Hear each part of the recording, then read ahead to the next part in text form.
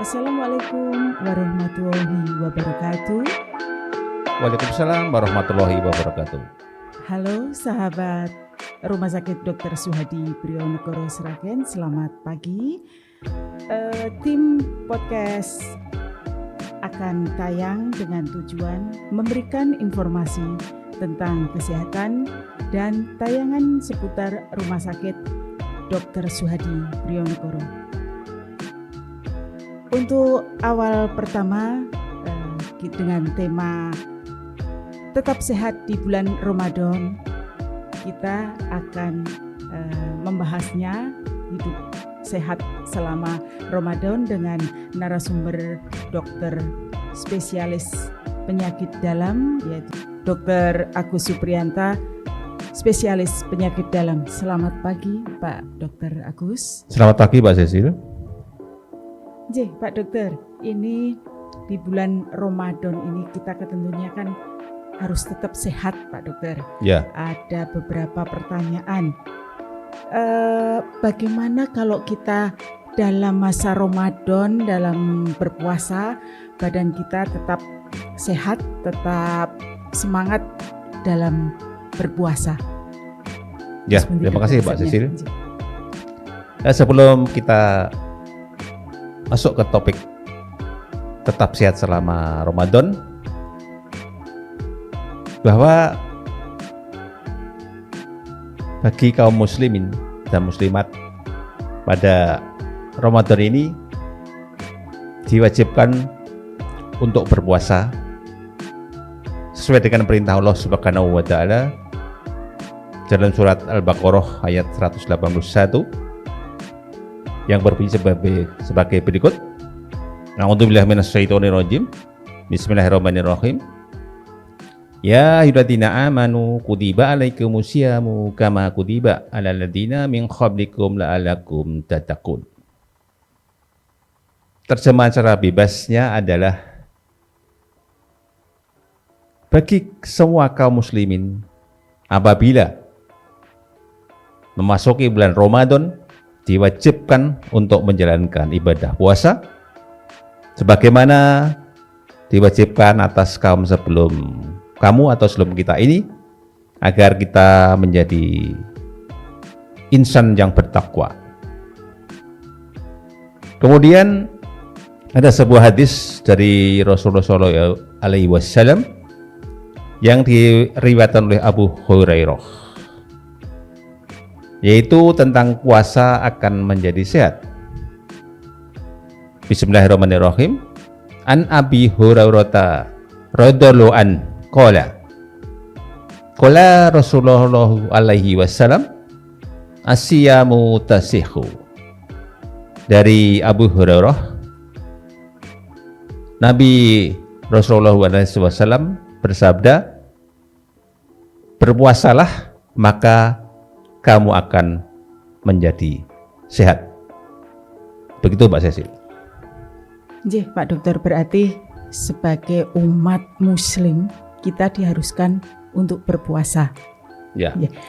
Kalau misalnya ada penyakit dokter, misalnya penyakit kronis, itu apa yang kita lakukan dokter untuk bisa menjalankan puasa sampai nanti dari awal puasa sampai akhir puasa? Ya. Penyakit kronis yang rutin berobat ke Rumah Sakit Dr. Suhadi Priyonegono Sragen yang terbanyak adalah diabetes mellitus atau pengidap gula. Yang kedua, sakit jantung. Yang ketiga, penyakit ginjal kronik. Yang keempat, hipertensi atau darah tinggi. Kemudian disusul oleh sakit mah atau radang lambung atau gastritis. Kemudian penyakit paru, misalnya asma bronkiale atau secara umum disebut penyakit asma. Itu Mbak Cecil. Nggih. Berarti kayak komplikasi semua ngelumpuk nggih dokter, penyakit. Ya, itu karena rumah sakit rujukan, jadi pasien-pasien yang datang ke rumah sakit kita itu kebanyakan sudah mempunyai lebih dari satu penyakit. Ya. Dokter, ini tadi kan disebutkan penyakit gula atau DM. Ya. Nah, untuk pengobatan itu pasien yang rutin berobat di rumah sakit kita itu biasanya kan ada obat yang 3 kali diminum. Ya. Kemudian ada pasien yang rutin dengan suntikan insulin, dokter. Nah, ini kalau untuk menjalankan puasa dengan pengobatan yang 3 kali sehari atau dengan suntikan insulin, dos pundi dokter untuk cara pengaturannya? Ya. Bahwa penyakit diabetes atau gula itu gulanya meningkat terkait dengan makanan yang kita makan, terutama karbohidrat atau nasi. Selama menjalankan ibadah puasa Ramadan, tentunya kita makan itu pada saat makan sahur dan berbuka puasa. Oleh karena itu, terkait obat yang diminum pada penderita diabetes, maka diminum pada saat makan sahur dan setelah berbuka puasa. Jadi hanya 2 kali diminum. Begitu juga dengan insulin. Insulin itu bekerja kira-kira 1 jam setelah disuntik. Dan maksimal ada yang 4 jam, ada yang 8 jam, ada yang 24 jam. Jadi pada pengidap diabetes yang menggunakan insulin disuntikkan pada saat setelah makan sahur dan setelah berbuka puasa. Begitu Mbak Cecil. Berarti untuk yang obat 3 kali sehari itu bisa diminum 2 kali sehari, begitu dokter? Ya, yang biasa dipakai atau dikonsumsi selama 3 kali sehari, maka selama bulan Ramadan dikonsumsi atau diminum atau diberikan cukup 2 kali sehari. Dokter, ini biasanya kan juga tadi disebutkan penyakit kronis itu ada hipertensi. Ya. Nah, hipertensi jantung dan biasanya kalau hipertensi jantung, kemudian penyakit gula atau DM itu pada satu orang. Iya dokter. Ya. Nah itu kadang-kadang kan kambuhnya itu kan tiba-tiba ya dokter. Kita juga nanti bingung, padahal kalau kita sebagai umat muslim kita diwajibkan untuk berpuasa. Nah kalau untuk yang hipertensi dokter atau yang jantung yang tadi disebutkan untuk penyakit kronis gitu, terus bunti atau sama saja? Khususnya untuk penyakit jantung, apabila tidak terjadi serangan, biasanya terjadi serangan itu timbul sesak nafas, gelisah, badan lemes, detak jantung terganggu, keringat dingin. Nah itu apabila timbul istilahnya kegawatan, maka dianjurkan untuk membatalkan puasa dan mengganti dari yang lain kalau sudah sembuh. Tetapi kalau penyakit jantungnya stabil dan hipertensi atau darah tingginya terkendali, dianjurkan supaya tetap berpuasa karena obat-obat hipertensi itu sekarang sudah mengalami perubahan teknologi sehingga cukup diminum 1 kali sehari. Jadi bisa dipilih kalau misalnya minumnya setelah makan sahur ya setiap hari setelah makan sahur. Kalau minumnya setelah berbuka puasa maka hari-hari berikutnya diminum juga setelah berbuka puasa. Jangan sampai dibolak-balik ya. Hari ini sahur, besok berbuka puasa. Bagusnya minumnya itu waktunya sama. Kalau pada waktu makan sahur ya makan sahur terus. Kalau waktu setelah buka puasa buka puasa terus. Kecuali lupa, kan lupa itu kan manusiawi, tidak bisa dipungkiri lagi. Iya. Kadang-kadang kan gini Dokter Nyun Sewu, kalau kebetulan ini Ibu juga punya penyakit jantung. Ya. Beliau ingin berpuasa. Kadang-kadang apa kambuh itu tidak mengenal waktu, Dokter. Oh, iya, betul.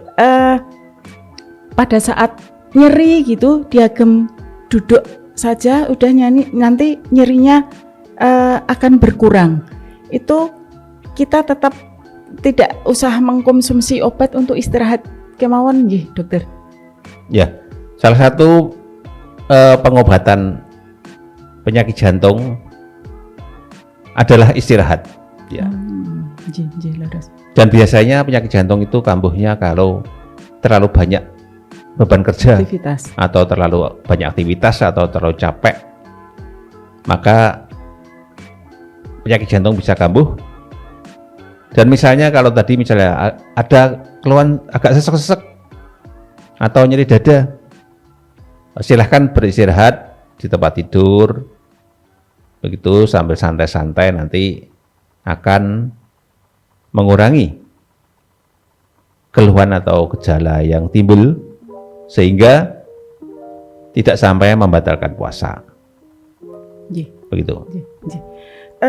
Kalau ini juga banyak terjadi ini, Dokter, tentang penyakit asma yang tadi juga disebutkan oleh Pak Dokter. Asma itu kadang juga tiba-tiba kalau terlalu emosional atau terlalu kegembiraan terlalu tinggi, tertawa terlalu bahagia gitu, kadang-kadang langsung asmanya itu kumat, Dokter. Nah sekarang kan juga ada obat Dok yang disemprot, hisap atau semprot, hisap atau semprot itu sebenarnya dalam menjalankan puasa itu kita diperbolehkan atau tidak diperbolehkan? Ya, pertama tentang penyakit asma dulu. Memang betul ya, asma itu kambuhnya pertama karena terlalu lelah bekerja. Kemudian ada paparan yang mempengaruhi reaksi alergi atau orang-orang yang berbakat terhadap alergi tertentu. Yang ketiga tadi kondisi emosional psikologis tadi. Kalau dari sini selama kita puasa itu diajarkan untuk bersabar, mengendalikan pembicaraan, mengendalikan emosi, mengendalikan pikiran, sehingga diharapkan kalau kita berpuasa ini asmanya akan terkendali, jarang kambuh. Tetapi seandainya timbul kekambuhan atau namanya reaksi akut atau eksaserbasi namanya kenapanya bahasa kedokterannya, ya terpaksa tidak harus minum obat atau melakukan obat-obat yang bentuknya disemprot atau dimasukkan gitu atau mulut, dan itu puasanya menjadi batal. Jadi puasanya batal hari itu, nanti bisa diganti hari lain kalau sudah sembuh. Begitu Mbak Sisi. Kebetulan saya juga baru tahu ini dokter, kalau asma itu juga ada obat semprot nih dok ya, tidak kita telan. Saya kira untuk itu bisa melanjutkan puasa, ternyata di hukum Islam tidak puasanya diperbolehkan, yang batal ya, tetap batal dokter. Yang terakhir dokter, kalau untuk sehat kita kan harus tetap berolahraga. Nah, olahraga yang bagaimana yang kita bisa tetap bugar, tetap enak, dan nanti misalnya olahraga di pagi hari atau sore hari gitu yang tidak mengganggu puasa kita. Oh ya, sebelumnya mungkin ada satu yang belum ditanyakan Mbak Sil ya, tentang mah atau gastritis ya, dokter. Ya, saya kira itu nanti ya kebanyakan ini banyak pertanyaan dari pasien-pasien itu. Kalau saya sakit mah, apakah dokter bisa berpuasa? Gitu ya. Seperti saya dokter. Ya, ini kadang-kadang nyeri di ulu hati ini dokter. Kebanyakan kemah itu kan keluarnya rasa penuh di ulu hati, rasa nyeri, begah, mudah kenyang, gangguan pernafasan gitu ya. Hampir seperti pada asma. Pada asma yaitu asam lambung akan keluar dari tubuh ke dinding lambung, itu dipicu oleh situasi emosional yang berlebihan atau gangguan psikologis yang berlebihan, misalnya cemas, gelisah, was-was. Ujian itu ya dok. Ya. Mau ujian itu was-was itu nanti asam lambungnya akan naik, meningkat, sehingga mahnya kambuh. Dan mah ini ada dua macam. Yang satu bisa ada sampai luka, yang satu tidak sampai luka. Kalau yang mahnya sampai luka di dinding lambung, dianjurkan tidak berpuasa lebih dahulu di bulan Ramadan, dan nanti kalau sudah sembuh diganti hari lainnya. Istilahnya kalau orang Jawa itu ngutang puasa ngeten nggih dokter. Nanti diganti ya kalau sembuh diganti hari lain. Kemudian yang tidak ada luka itu ya justru tadi puasa mengendalikan kondisi emosional, kondisi psikologis, tingkah laku dan sebagainya, dan itu akan menjadikan suasana hati tentram. Hati tentram akan mempengaruhi pengeluaran asam lambung dari tubuh kita. Dan ada juga pasien-pasien itu dengan riwayat sakit mah, kemudian beliau berpuasa, ternyata sakit mahnya membaik tanpa minum obat. Dan walaupun minum obat, kebanyakan obat mah itu diminumnya pada malam hari. Jadi sudah klop antara sakit mah dengan puasa. Siang hari tidak makan, mengendalikan emosional, psikologis, dan perbuatan perkataan. Obatnya diminum pada malam hari. Dokter, tadi nyun sewu masih ada yang sakit kronis atau penyakit kronis itu salah satunya ginjal. Ya, kalau ginjal itu kan kebetulan ini di Rumah Sakit Dr. Suhadi Brionegoro ini ginjal itu juga penyakit ginjal banyak sekali dokter.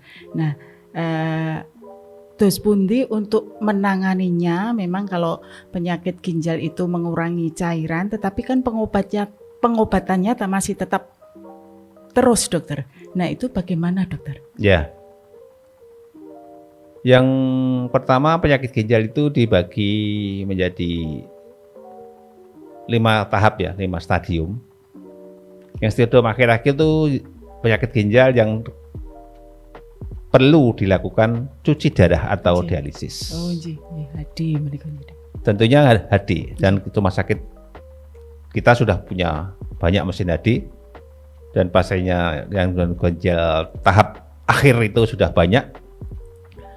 Untuk yang demikian, maka dianjurkan tidak berpuasa. Karena nanti akan mengganggu keseimbangan elektrolit dari penderita itu, kemudian mengganggu keseimbangan cairan. Karena biasanya kalau puasa itu atau berbuka itu minumnya terlalu banyak, jadi itu berbahaya bagi pasien-pasien yang menderita gagal ginjal dengan hemodialisis. Dan karena sakitnya ini tidak akan sembuh, maka penggantinya adalah membayar fidyah. Karena tidak mungkin diganti puasa di hari yang lain, nggak mungkin, karena kondisinya di luar Ramadan pun tetap sakit. Jadi penggantinya adalah mengganti fidyah, yaitu memberikan makan 1 orang miskin selama sehari, sejumlah hari puasa yang ditinggalkan. Misalnya kalau 30 hari ya memberi makan kepada orang miskin selama 30 hari.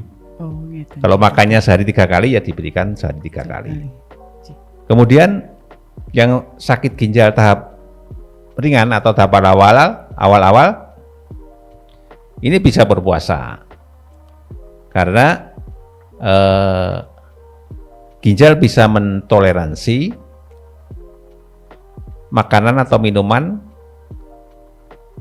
yang agak berlebih, terutama pada buka puasa, dan nanti fungsi ginjalnya masih bisa mentoleransi, istilahnya mengeluarkan cairan yang berlebihan dari tubuh kita. Dan biasanya penyakit ginjal tidak berdiri sendiri. Ada latar belakang, misalnya diabetes, hipertensi, seperti yang diterangkan pada awal-awal tadi, begitu minum obatnya seperti itu. Begitu, Mbak Cecil. Yang terakhir ini, dokter. Olahraga ya tadi ya? Iya. Kalau olahraga itu kan memang setiap hari kita lakukan lah, ini sebagaimana yang dianjurkan dalam waktu Ramadan ini untuk berolahraga dengan baik.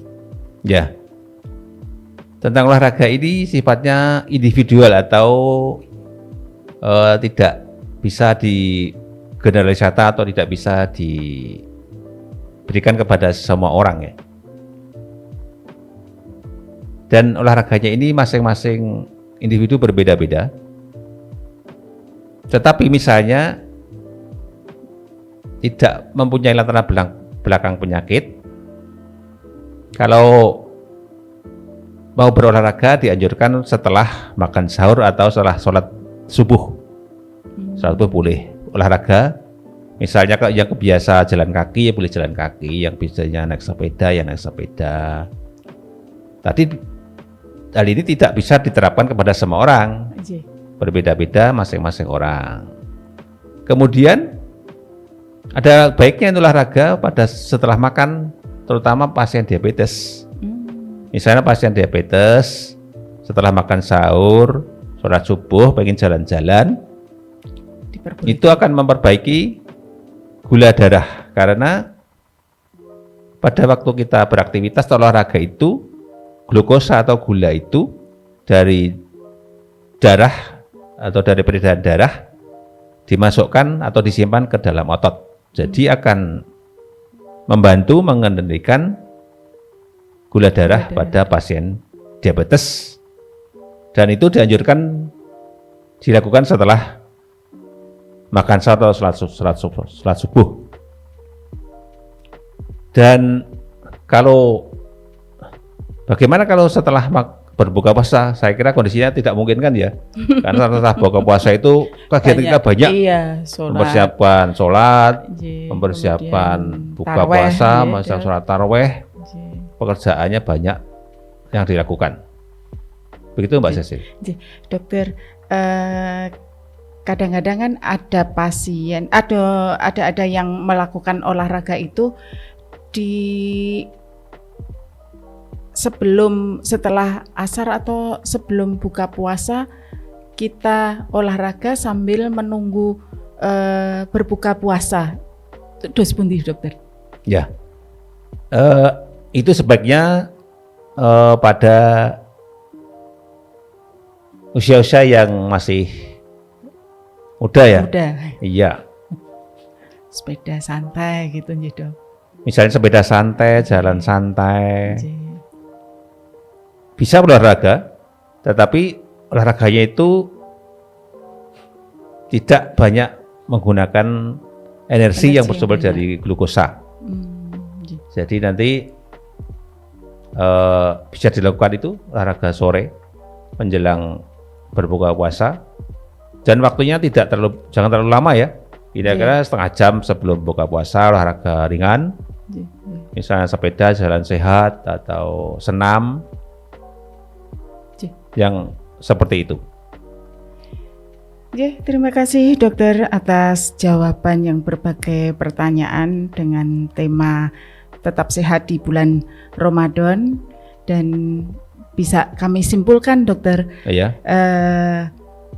puasa jangan sakit jangan dibuat untuk alasan tidak berpuasa. Dokter. Ya, tepat sekali. Demikian sahabat RSSP, kita jumpa lagi dengan podcast selanjutnya, dan terima kasih Rumah Sakit Dr. Suhadi Brionegoro Sragen, baktiku untukmu. Matur nuwun Bapak Dokter. Sama-sama Mbak Cecil.